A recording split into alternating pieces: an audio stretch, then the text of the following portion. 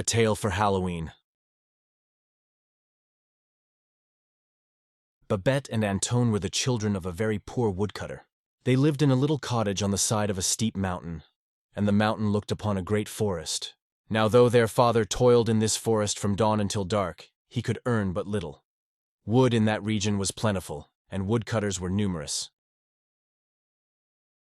Their mother made fine laces which Antone carried to the market to sell. But in spite of all their efforts, the poor parents seldom could give their children more than bread and broth to eat. Often indeed the broth was lacking if the woodcutter found no hare in the traps he set. Babette and Antone, however, were happy little children and never thought of their poverty. But it worried the woodcutter that Antone was 10 years old and had not yet gone to school. Antone's mother taught him to read and write, that the other boys and girls would not be too far beyond him, and Antone studied his lessons diligently. Often as he sat doing his sums on the hearthstone, with a bit of charcoal for a pencil, his mother would sigh sadly. Antone did not like his mother to be sad, and so he always laughed to cheer her. "Never fear, mother," he would say. "Soon I shall send myself to school. My vegetable patch does finely. Then, when I am a great scholar, you shall be poor no longer. My father shall have a team of oxen, and you a fine satin gown. Babette shall have a dozen real dollies, instead of the turnip dollies she now rocks in her dolly cradle." "Ah, Antone, my son," his mother would answer with a sigh, "unless you make your fortune as a maker of toys, I fear you will have no fortune at all. Your fingers are as clever as a wizard's even now, and though you are past 10, we cannot spare you to go to school." It was true, as she said. Antone made boats from bits of cedar wood, and when he had fitted them with sails you could not tell them from any that had come out of a shop. He carved a doll's cradle from a pine knot, and for a dolly painted the white face of a turnip until one would think it was the face of some fair maiden. So blue were this turnip dolly's eyes, and so pink her cheeks. Her hair of golden corn silk fell in such waves, and her robe of young cabbage leaves was so green and beautiful. Then as often as this turnip dolly faded and began to shrivel, Antone made another, which Babette declared was always more beautiful than the one before. Babette had never been to the village, and therefore knew nothing of real dollies. She loved her turnip babies tenderly indeed. She always carried them in her arm when she went with Antone to meet their father and sang them little songs as she rocked them to sleep.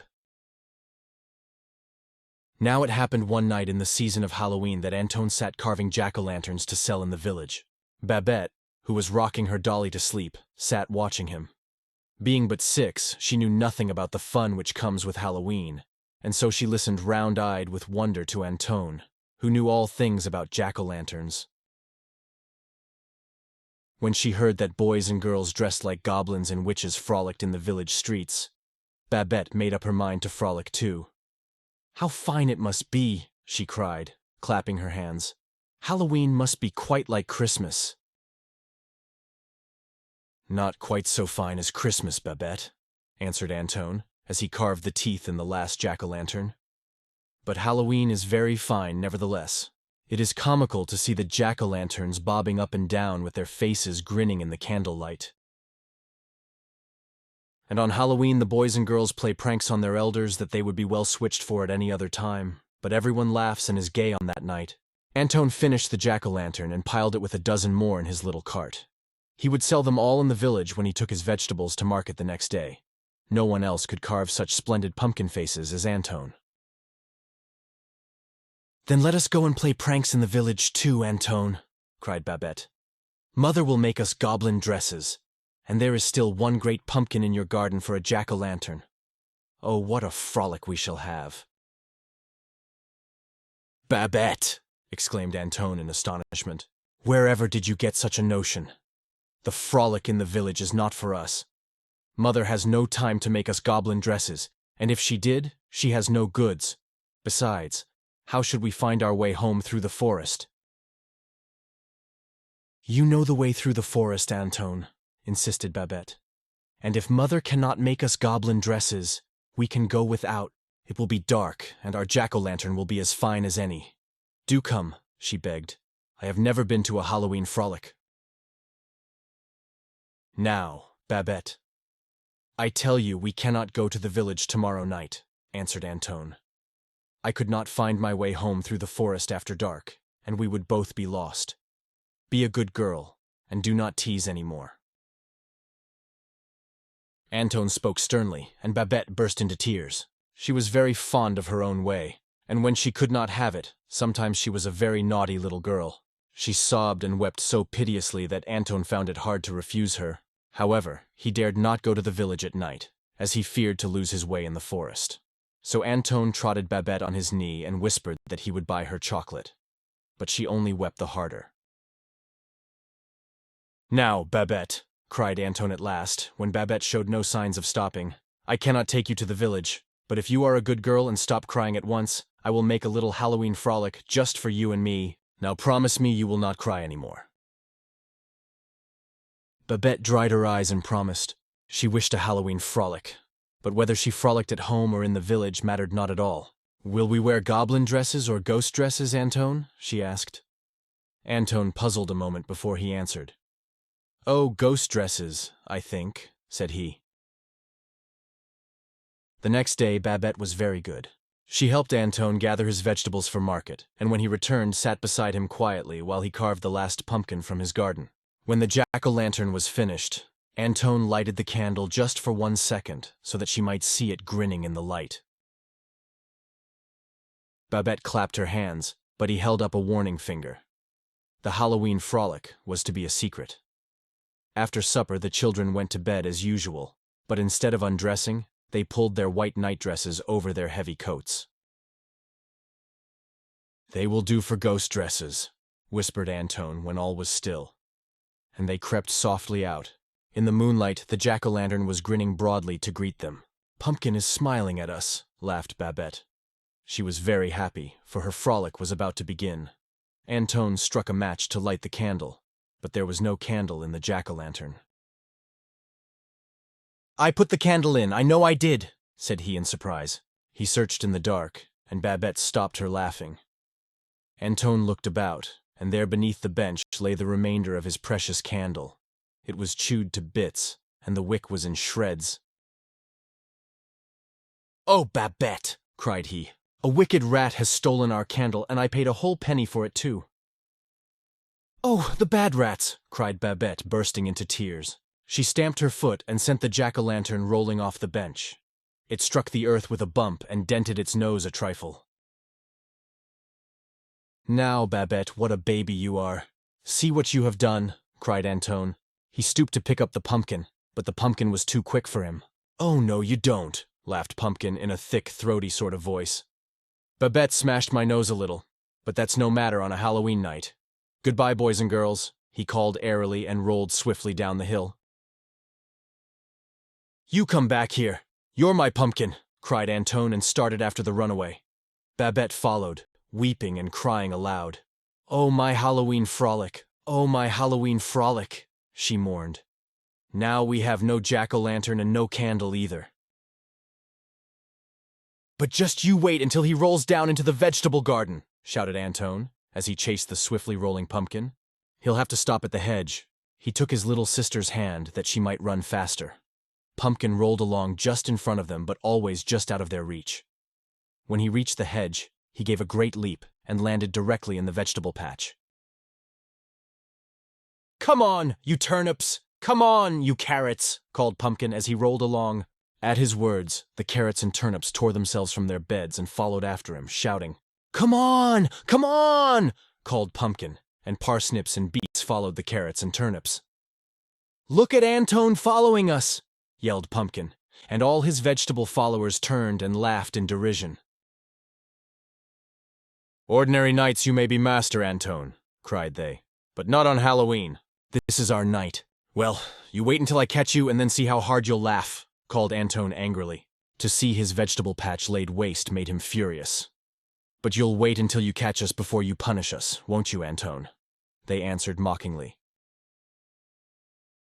"Oh, it's Halloween! It's Halloween!" sang Pumpkin, turning handsprings as he rolled along, and the rest of the vegetables did cartwheels as they went careering after him. They looked like a dozen market stalls upset on the hillside, and poor Antone nearly wept when he thought of his loss. He followed them with determination. Antone was not a lad to give up easily. "Follow me! Follow me!" sang Pumpkin, as he led the way to a tiny door that opened beneath the forest. Turnips and carrots squeezed through, and Antone, fearing to be left behind, caught up Babette and ran faster. Just as he reached the little door, a rough potato tried to slam it in his face. But Antone was too quick for him. He ran through and climbed down the hole into the underground forest.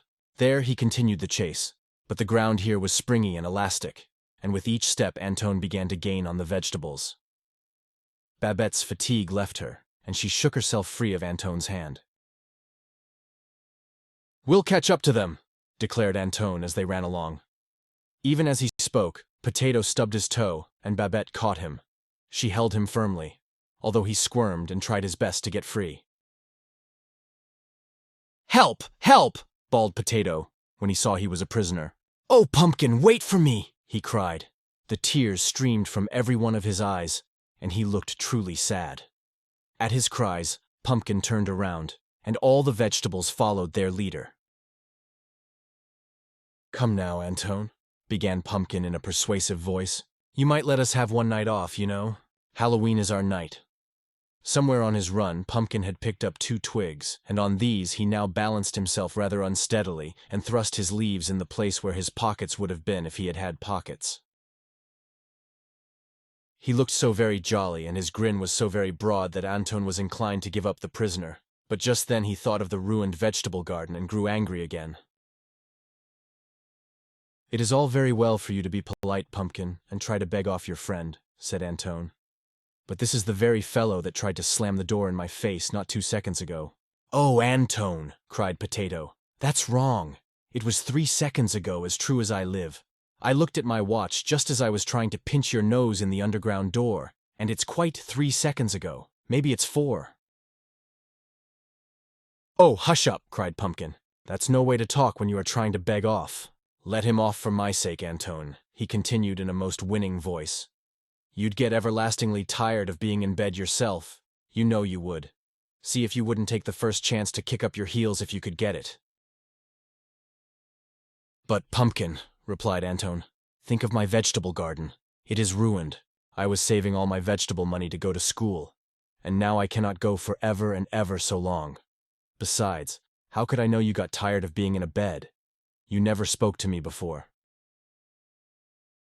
"Well, I speak to you now," replied Pumpkin. "And as for your vegetable patch, we'll all make that up to you, won't we, boys?" "We will! We will!"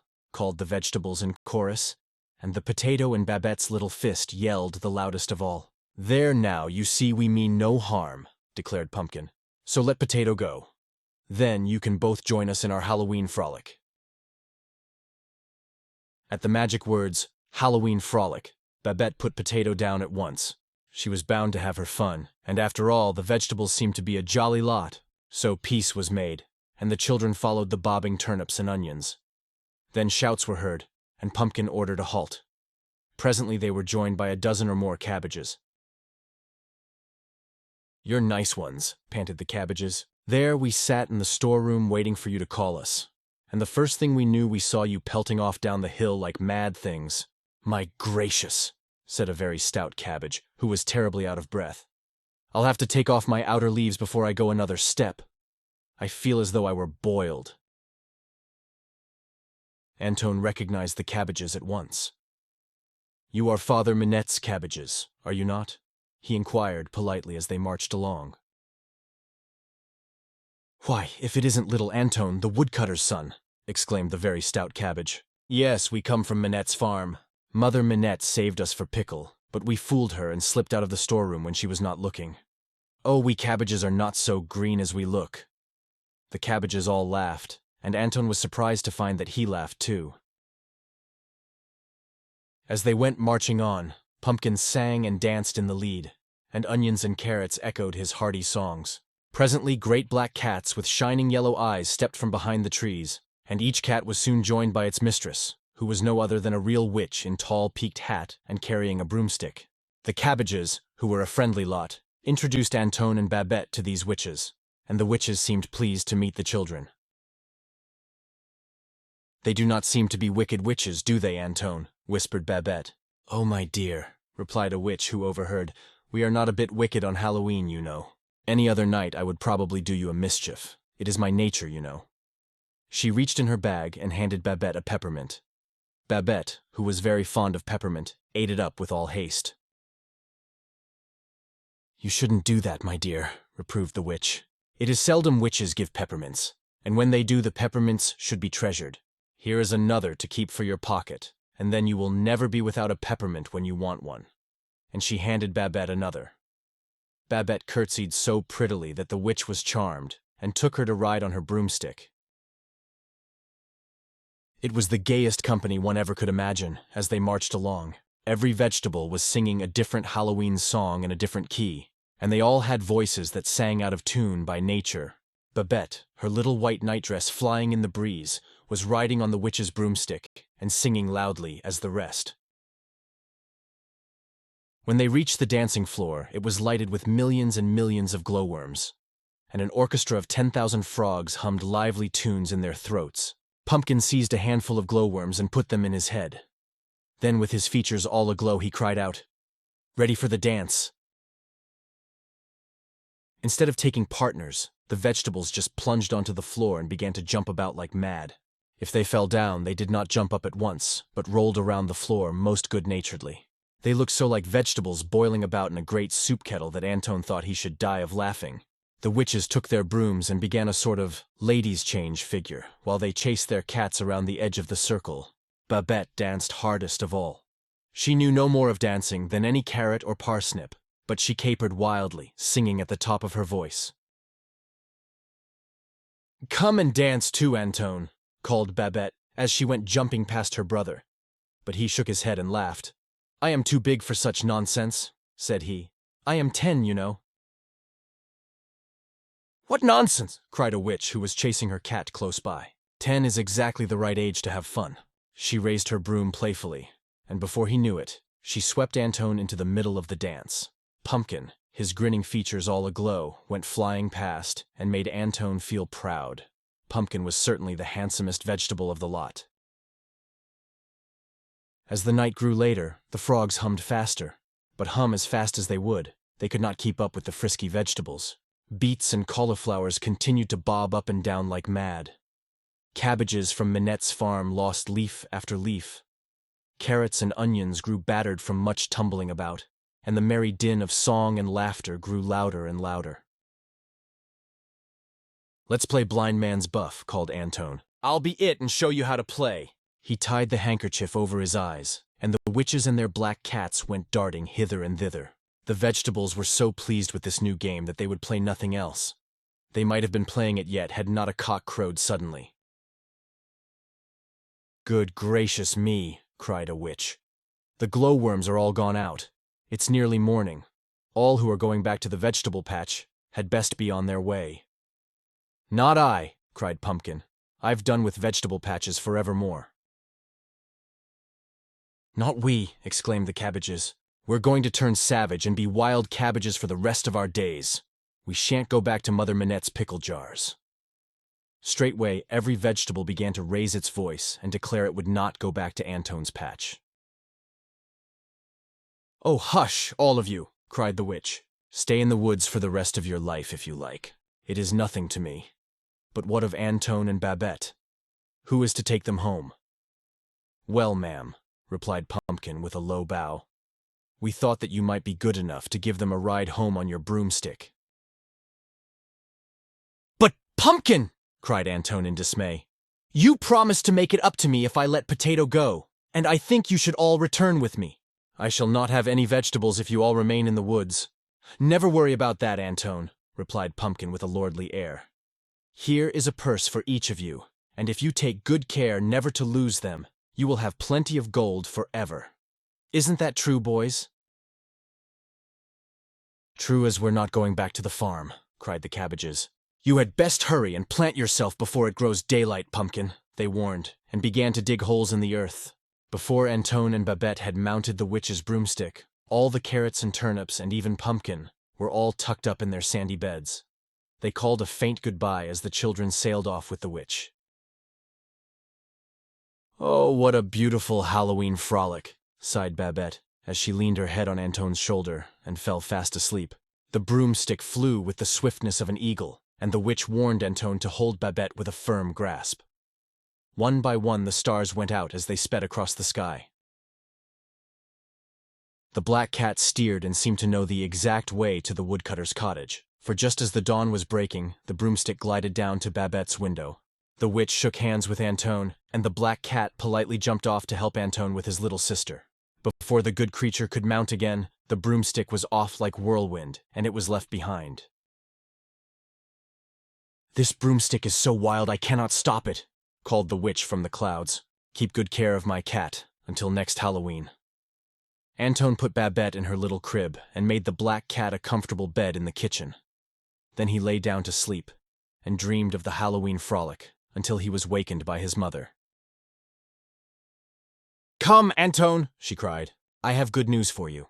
Only look from the window and see the great black cat without a single white hair that sits washing his face in the sun.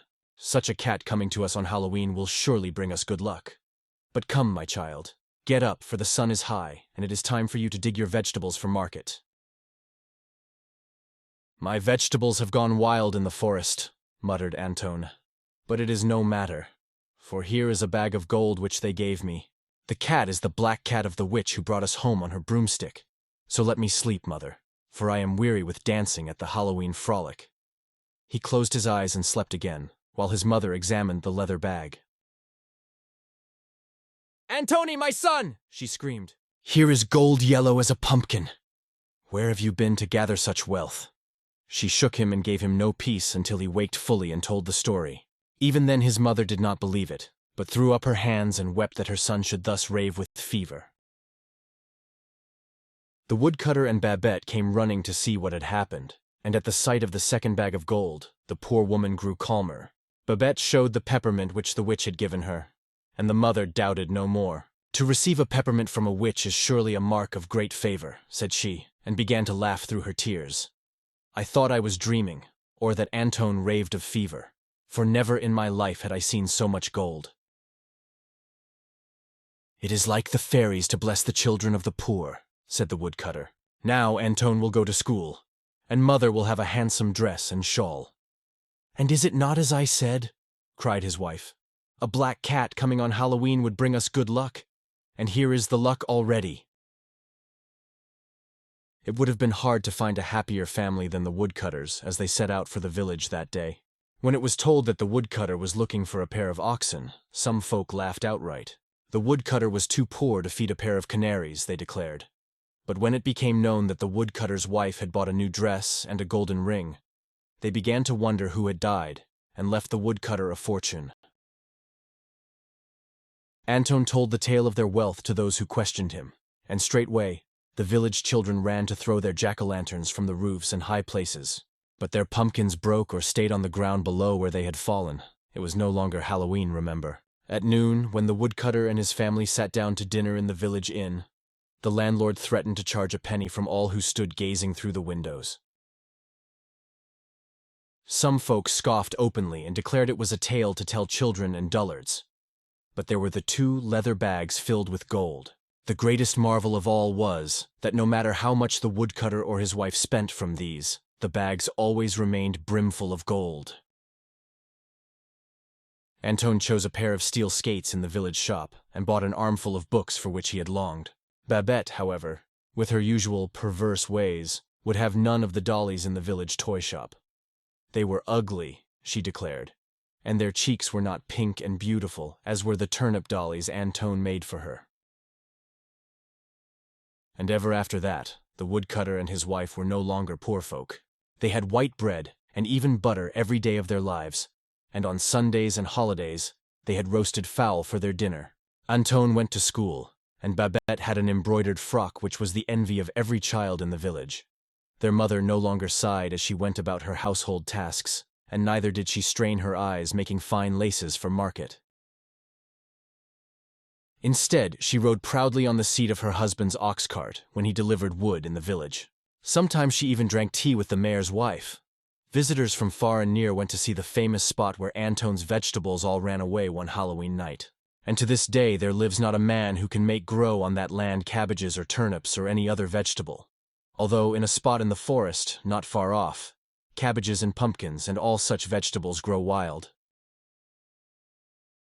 Each year, as regularly as Halloween came to mark the harvest time, Antone and Babette mounted the broomstick with the witch and rode off to the Halloween frolic. There they always found Pumpkin grown rounder and jollier than the year before, and they always rode home across the sky just as the dawn was breaking. The black cat became so fond of Babette that it never again rejoined its rightful mistress, but remained with the woodcutter and his family, and brought them good luck for the rest of their days.